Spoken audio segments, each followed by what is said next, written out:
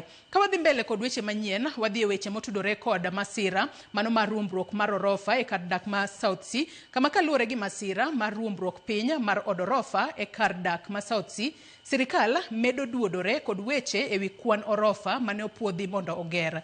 Sani jatend migao mochung'ne weche udi kod chenro mag boma Alice Wahome wacho ni orofa mane opuodhi ne en 12, to jatend migao mar jotije sirkal Geoffrey Ruku to nyoyango 14 kende. Magitimore ka Kambi gedo mar Abian Consulting Limited okoni onge kamane ochwal negi samath mane chungo gedo no. Mana ka Walter Nyambagalero, menyo podi dhi nyime ne ng'at achiel ei kar masirano.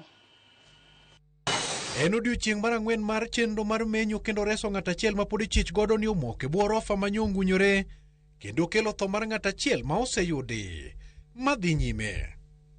Ka ema sirkal medo yudore orindi maliet bang' jatend migao mar ute kod chenro mag boma Alice Wahome koni sirkal nopuodho orofa 12 ma ok 14 e kaka jatend migao mar jotije sirkal Geoffrey Ruku nyocha olero. I believe we are not here to we should not rush to give information.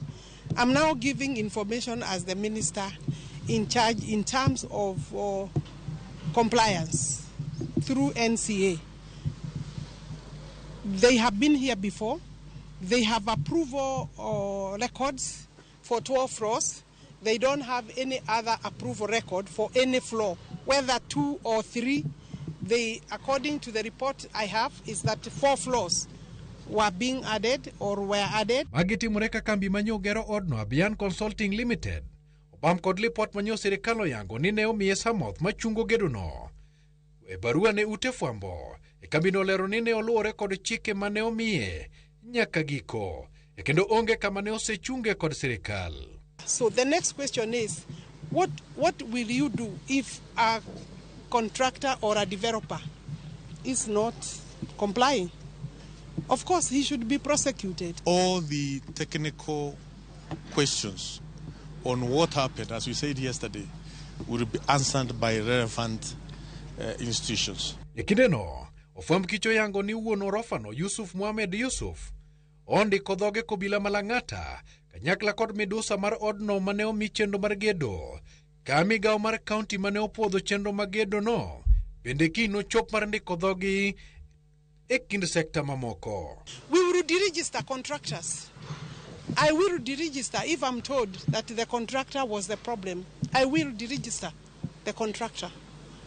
I will suspend the license of the architect if I find through the report that he went 3 other floors or 1 extra floor without approval by NCA. Magitimore kinde ma chenro mar menyo pod dhi nyime e kendo aput mara kore kod midhiero motele kod dan kano chieng' e geto ni kiny weche no bed kare.